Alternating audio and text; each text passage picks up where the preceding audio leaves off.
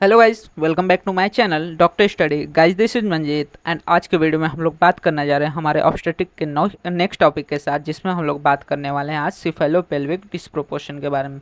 जैसा कि name suggest कर रहा है, यहाँ पे क्या देखने को मिलता है कि जो हमारा फीटस है और जो मदर का पेल्विस है, उनके जो फीटस के हेड है, मतलब कि जो सिफेलिक एरिया है, और जो मदर का पेल्विक एरिया है, दोनों में क्या होता है, जितना रेशियो होना चाहिए, जो नॉर्मल प्रोपोर्शन होना चाहिए, वो न रहने की कंडीशन को हम लोग सिफेलोपेल्विक डिस्प्रोपोर्शन कहते हैं। चलो ये स्टार्ट करते हैं, देखते हैं क्या बोला गया है।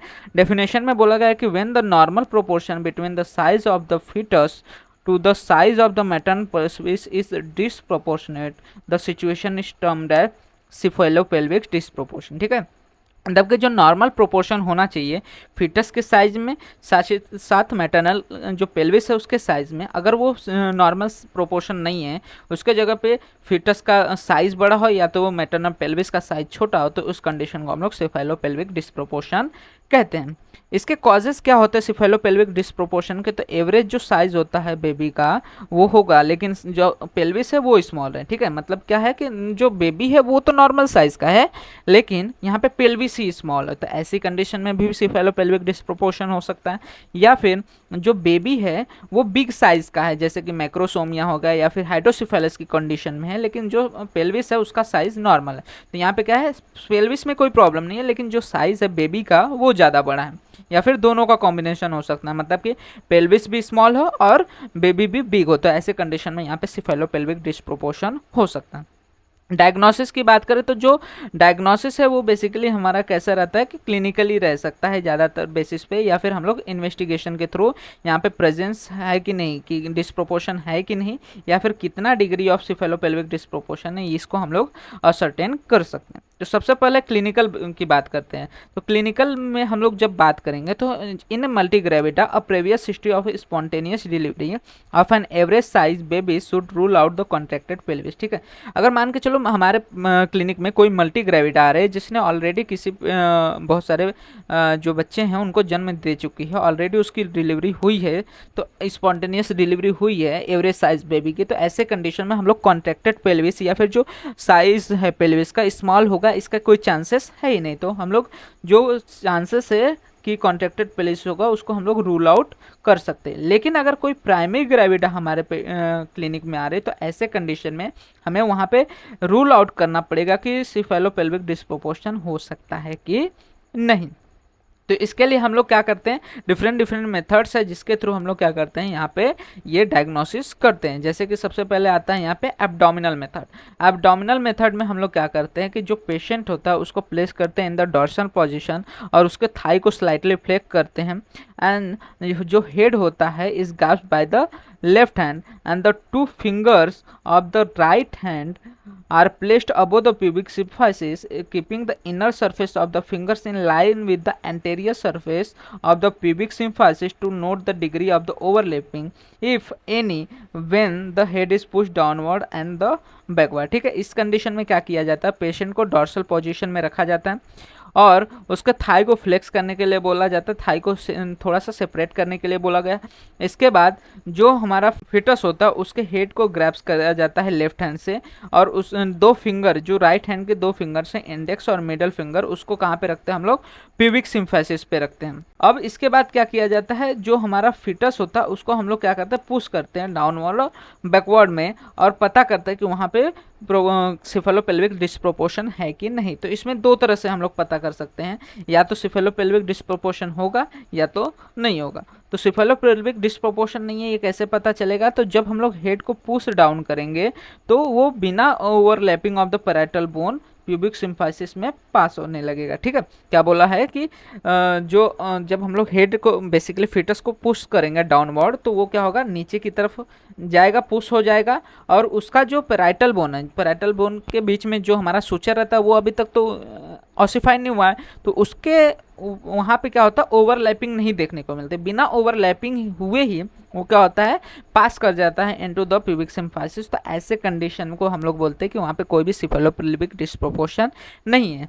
लेकिन अगर वहीं पे हम लोग ने बेबी को पुश किया फिटस को पुश किया और वहाँ पे स्लाइट हमें ओवरलैपिंग देखने को मिले पैराइटल बोन को, जैसे कि यहाँ पे 0.5 सेंटीमीटर या फिर 1/4 इंच ऑफ जो थिकनेस है वहाँ पे क्या देखने को मिला, ओवरलैपिंग देखने को मिला। तो ऐसे कंडीशन में हम बोल सकते हैं कि वहाँ पे मॉडरेट डिस्प्रोपोर्शन हो सकता है।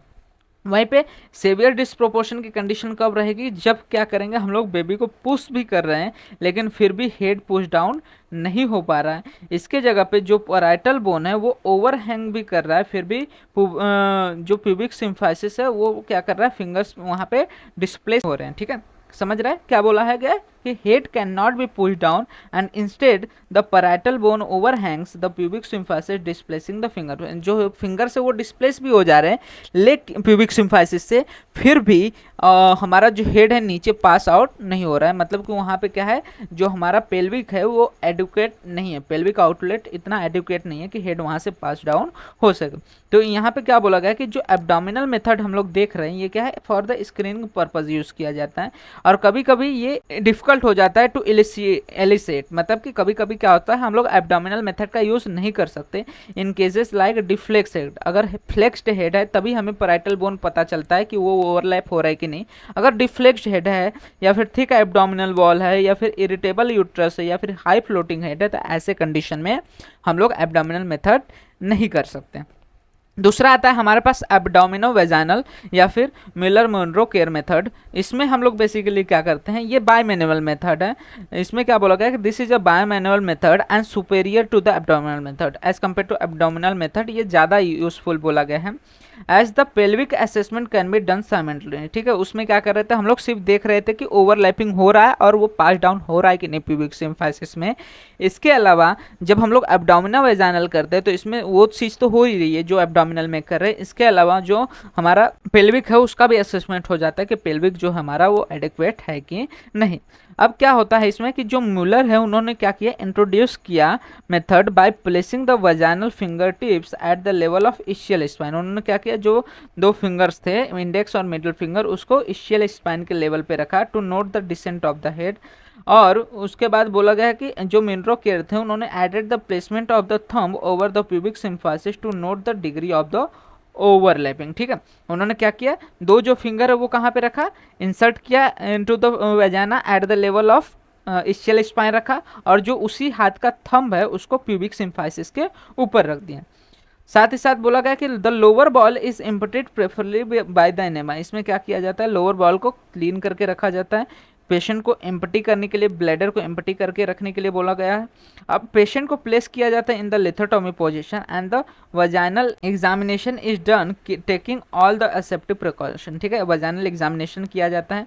अब two fingers of the right hand are introduced into the vagina with the finger tips placed at the level of the ischial spine and thumb is placed over the pubic symphysis. ठीक है, अब इसमें क्या किया जा रहा है कि हमारा जो इशियल स्पाइंस है वहाँ तक हम लोग क्या कर रहे हैं, फिंगर इंसर्ट करते हैं इनटू द वजाइना और थंब जो होता है उसको कहाँ पे प्लेस करते हैं, एट द प्यूबिक सिम्फाइसिस। और head is grabbed bye the left hand and is push downward and backward direction into the pelvis. और हेड को क्या किया जाता है, डाउनवर्ड और बैकवर्ड डायरेक्शन में पुश किया जाता है। मतलब सारी चीजें सेम है। वहाँ पे बस क्या कर रहे थे हम लोग, जो हमारे फिंगर्स थे उसको प्यूबिक सिम्फाइसिस पे रख रहे थे ताकि वहाँ पे डिग्री ऑफ ओवरलैपिंग देख सकें। लेकिन यहाँ पे क्या कर रहे हैं हम लोग, फिंगर को इंसर्ट कर रहे हैं, साथ ही साथ प्यूबिक सिम्फाइसिस पे भी रख रहे हैं, जिससे डिग्री ऑफ ओवरलैपिंग के साथ साथ वहाँ पे कितना ज़्यादा चेंजेस हो रहे हैं वो सारी चीज़ें पता चल सके। तो इसमें भी क्या होगा, दो चीज़ पता चलेगी कि डिस्प्रोपोर्शन है कि नहीं है। तो जिसमें सबसे पहले अगर डिस्प्रोपोर्शन नहीं है तो the head can be push down up to the level of the ischial spine and there is no overlapping of the parietal bone over the pubic symphysis. ठीक है, प्यूबिक सिम्फाइसिस से पास होते हुए भी वहाँ पे ओवरलैपिंग नहीं देखने को मिल रही है पैराइटल बोन में। तो ऐसे में हम बोल सकते हैं कि वहाँ पे कोई भी डिस्प्रोपोर्शन नहीं है। वहीं पे अगर मॉडरेट डिस्प्रोपोर्शन है तो ऐसे में हेड को जब पुश डाउन किया जाएगा तो वहाँ पे little but not up to the level of ischial spine and there is a slight overlapping of the parietal bone. ठीक है, यहाँ पे क्या होगा, जो पैराइटल बोन है उसमें ओवरलैपिंग तो होगी, लेकिन जब हम लोग हेड को पुश करेंगे तो भी वो भी एकदम एग्जैक्टली इशियल स्पाइन तक नहीं पहुंचेंगे, लेकिन फिर भी क्या हो रहा है, हेड नीचे पुश डाउन हो रहा होगा। लेकिन सेवियर डिस्प्रोपोर्शन की कंडीशन में हेड को हम लोग नीचे ढकेल ही नहीं पाएंगे। इंस्टेड जो पोराइटल बोन है वो बहुत ज़्यादा ओवरहैंग करेंगे, एक दूसरे के ऊपर एकदम से चले जाएंगे। फिर भी और साथ ही साथ जो प्यूबिक सिम्फाइसिस पे हम लोग ने थंब रखा है उसको डिस्प्लेस कर देंगे, लेकिन फिर भी वो हेड जो होगा नीचे पुश डाउन नहीं होगा। तो इससे हमें पता चलता है कि वहाँ पे सेवियर डिस्प्रोपोर्शन है और ऐसी कंडीशन में हम लोग वजाइनल डिलीवरी करना पॉसिबल नहीं है। तो ये हो गया हमारा क्लिनिकल असेसमेंट। तो क्लिनिकल असेसमेंट हम लोग ने तो क्या देखा, एक एब्डोमिनल मेथड देखा, दूसरा एब्डोमिनो वेजाइनल मेथड देखा। इसके बाद हमारा आता है पेल्विमेट्री। इमेजिंग पेल्विमेट्री में हम लोग क्या कर सकते हैं, लेटरल एक्सरे व्यू कर सकते हैं in patient in standing position, इन जो कि हेल्पफुल रहता है in assessing the cephalopelvic disproportion in all the planes of the pelvis, चाहे इनलेट हो, मिड पेल्विस हो या फिर आउटलेट हो, सबका वहाँ पे डायमीटर हम लोग देख सकते हैं, पता कर सकते हैं, जिससे हम लोग पता कर सके कि वहाँ पे पेल्विस एडिक्वेट है कि नहीं। या फिर दूसरा यहाँ पे हम लोग सिफेलोमेट्री कर सकते हैं। सिफेलोमेट्री में हम लोग अल्ट्रासाउंड, एमआरआई या फिर एक्सरे करा सकते हैं। यहाँ पे क्या बोला गया है कि while a rough estimation of the size of the head can be assessed clinically, accurate measurement of the biparietal diameter would have been ideal to elicit its relation with the diameter of the planes of a given pelvis through which it has to be passed। ठीक है, यहाँ पे क्या बोला गया कि rough estimation हम लोग साइज का कर सकते हैं हेड का, लेकिन क्लिनिकली ही हम लोग उसको एक्यूरेटली मेजर कर सकते हैं कि बायपैरेटल जो डायामीटर है वो हमारे इससे पास हो सकता है कि नहीं पेल्विक के प्लेन से। In this respect, ultrasonographic measurement of the biparietal diameter or the MRI gives the superior information। ठीक है, एक्सरे के कंपैरिजन में ईएसजी और जो एमआरआई है वो ज़्यादा अच्छे से इंफॉर्मेशन प्रोवाइड करता है। जो एवरेज बायपैरेटल डायमीटर होता है वो 9.4 to 9.8 सेंटीमीटर एट टर्म होता है। वहीं पे मैग्नेटिक जो रेजोनेंस एमआरआई जो करा रहा है is useful to assess the pelvic capacity at the different plane. ये बताता है कि पेल्विक जो है वो कैसा है, असेस करने में मदद करता है डिफरेंट प्लेन्स में, एंटेरियर या फिर जो हम लोग के तीनों प्लेन्स इनलेट, मिड पेल्विक या फिर आउटलेट जो है वो वहाँ पे एडिक्वेट है कि नहीं वो बताने में मदद कौन करता है, हमारा एमआरआई। और साथ ही साथ बोला गया it is equally informative to assess the foetal size, foetal head volume and the pelvic soft tissue. ठीक है, जो एमआरआई है वो क्या करता है, एक तो पेल्विक का असेसमेंट करने में तो मदद कर ही रहा है, साथ ही साथ फीटल के हेड का वॉल्यूम, फीटल का साइज और साथ ही साथ पेल्विक सॉफ्ट टिश्यू को भी असेस करने में मदद करता है।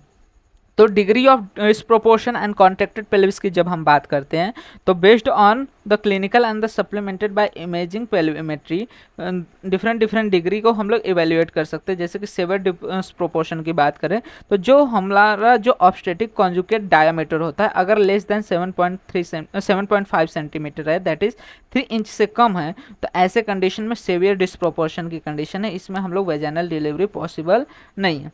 वहीं पे अगर ऑब्स्टेटिक कॉन्जुगेट का जो डायमीटर है वो 9.5 से 10 सेंटीमीटर के बीच में है और antero posterior diameter less than 10 centimetre and the transverse diameter less than 12 centimetre of the inlet reduced है, तो ऐसे कंडीशन में रिस्क ऑफ डिस्टोसिया ज़्यादा देखने को मिलता है when only one diameter is constructed. ठीक है, इसके बाद क्या क्या कॉजेस हैं या फिर हैजार्ड क्या क्या हो सकते हैं सीपीटी की वजह से, सिफेलोपेल्विक डिस्प्रोपोर्शन होने की वजह से माल प्रेजेंटेशन देखने को मिल सकता है, प्रीमैच्योर रप्चर ऑफ मेम्ब्रेन देखने को मिल सकता है, सोवर सर्वाइकल डायलेशन हो सकता है during the labour, prolong labour की कंडीशन हो सकती है या फिर लेबर में ऑब्स्ट्रक्शन देखने को मिल सकता है, वहाँ पे हमें ज़्यादा ऑपरेटिव इंटरफेरेंस करने को पड़ सकता है during the delivery, postpartum haemorrhage की कंडीशन हो सकती है ट्रॉमा की वजह से, इंक्रीज मैटरनल मॉर्बिडिटी या फिर मोर्टिलिटी की कंडीशन हो सकती है, फिटस में बर्थ ट्रॉमा हो सकता है, फिटल एस्फेक्सिया जैसी कंडीशन या फिर इंक्रीज पेरीनेटल मोर्टिलिटी या फिर मॉर्बिडिटी की कंडीशन देखने को मिल सकती है। अगर मान के चलो यहाँ पे मॉडरेट या फिर सीवियर डिग्री ऑफ सीपीटी है तो management should be elective caesarean section और द ट्रायल लेबर। ठीक है, इसमें क्या करना चाहिए, अगर मान के चलो सीवियर सीपीटी है तो ऐसे कंडीशन में तो डायरेक्ट हमें क्या करना चाहिए, इलेक्टिव सिजेरियन सेक्शन नहीं करना चाहिए, लेकिन मॉडरेट है तो वहाँ पे हम लोग लेबर के चांसेस ले सकते हैं। लेकिन अगर minor degree of inlet contraction है तो यहाँ पे हमें कोई भी ज़्यादा प्रॉब्लम देखने को नहीं मिलते, ऐसे में हम लोग वेजाइनल डिलीवरी इजीली वहाँ पे कर सकते हैं। तो ये सारी चीज़ें देखने को मिलती है हमें सिफेलोपेल्विक डिस्प्रोपोर्शन में। तो सिफेलोपेल्विक डिस्प्रोपोर्शन में आपको डायग्नोसिस ही मैंने क्या याद रखना है कि डायग्नोसिस में 2 मेथड हम लोग करते हैं, एब्डोमिनल मेथड और एब्डोमिनो वेजाइनल मेथड, जिसमें हम लोग 3 डिग्री देखते हैं, या तो डिस्प्रोपोर्शन नहीं है, या तो मॉडरेट डिस्प्रोपोर्शन है, या तो सीवियर डिस्प्रोपोर्शन। और उसका मैनेजमेंट हम लोग ने देख लिया। तो होप आपको सारी चीज़ें रिलेटेड टू सिफेलोपेल्विक डिस्प्रोपोर्शन क्लियर हो गई होंगी। इसके रिलेटेड कोई भी डाउट रहता है आप कमेंट सेक्शन में मेंशन कर सकते हैं, मैं ट्राई करूंगा फर्दर वीडियोस में उसको और अच्छे से समझा सकूं। साथ ही साथ वीडियो अच्छा लगा तो वीडियो को लाइक एंड शेयर करना मत भूलिएगा, जिससे ज़्यादा से ज़्यादा लोग वीडियो का फायदा ले सकें। एंड इसी तरह के और भी फर्दर वीडियोस इस चैनल पर अपलोड होते रहेंगे, तो चैनल को सब्सक्राइब जरूर कर लीजिएगा, जिससे आने वाले वीडियोज़ के नोटिफिकेशन आपको मिलते रहें। एंड आप हमारे इंस्टाग्राम एंड टेलीग्राम हैंडल्स को भी फॉलो कर सकते हैं, जहाँ पे आपको वीडियो से रिलेटेड, नोट्स से रिलेटेड जो भी अपडेट्स रहते हैं प्रोवाइड हो जाते हैं, जिसका लिंक आपको वीडियो के डिस्क्रिप्शन में अवेल हो जाएगा।